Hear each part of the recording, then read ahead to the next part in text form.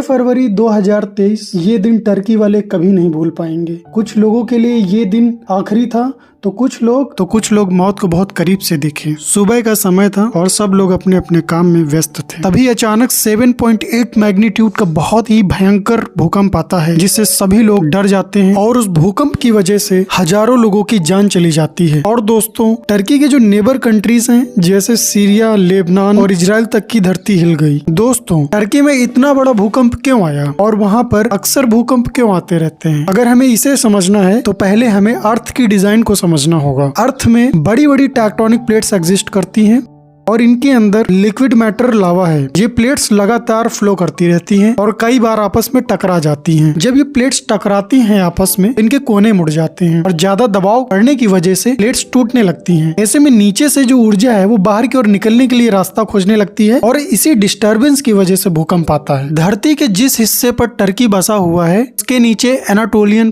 Tectonic plates flow करती हैं। ये प्लेट यूरेशियन, अफ्रीकन और अरबियन प्लेट के बीच में फंसी हुई है। जब अफ्रीकन और अरबियन प्लेट शिफ्ट होती हैं तो तुर्की सैंडविच की तरह फंस जाता है। इससे धरती के अंदर से ऊर्जा निकलती है और भूकंप आते हैं। ये तो हमने जान लिया कि टर्की में भूकंप क्यों आते हैं, लेकिन इस बार का भूकंप इतना ज्यादा खतरनाक क्यों था? इसे जानने के लिए हमें विज्ञान समझना जरूरी है। धरती के कई मील भीतर जब टेक्टोनिक प्लेट्स हिलती हैं तो सैकड़ों परमाणु बम के बराबर एनर्जी निकलती है। ये पृथ्वी के नीचे से ऊपरी सतह तक आने में दो पैटर्न्स को फॉलो करता है, जिसे हम कहते हैं पी वेव और दूसरा है एस वेव। पी वेव एक स्प्रिंग की तरह होता है जिसमें एक रिंग अपने से आगे के रिंग को दबाते हैं। इसकी फ्रीक्वेंसी और स्पीड ज्यादा होती है, यानी ये एनर्जी को धरती की सतह तक जल्दी पहुंचा देते हैं। एस वेव अंग्रेजी के अल्फाबेट एस के आकार में बढ़ती है। एस वेव की स्पीड पी वेव से कम होती है। दोस्तों, जब ये एनर्जी पृथ्वी के अंदर से ऊपरी सतह पर पहुंचती है तो उसके बाद अर्थक्वेक के सेंटर से दो तरीके से आगे बढ़ती है। पहला है जिसे हम कहते हैं रिले वेव, दूसरा है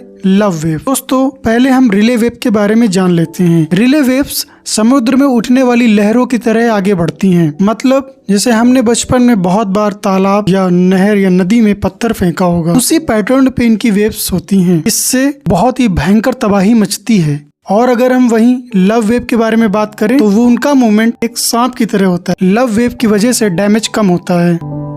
लेकिन टर्की में जो इस बार भूकंप आया है वो रिले वेव की वजह से आया है, इसीलिए उसने बहुत तबाही मचा दी। दोस्तों, मेलबर्न यूनिवर्सिटी के प्रोफेसर और भूकंप वैज्ञानिक जानुका अटनायकी के मुताबिक 7.8 तीव्रता वाले भूकंप को बेहद खतरनाक माना जाता है। इसकी वजह यह है कि इससे करीब 32 पेटाजूल एनर्जी निकलती है, यानी इससे करीब पूरे न्यूयॉर्क जैसे बड़े शहर को 4 दिन से ज्यादा बिजली मिल सकती है। अब हम एक इंटरेस्टिंग फैक्ट के बारे में जानेंगे कि दुनिया में हर साल लगभग 20,000 भूकंप आते हैं।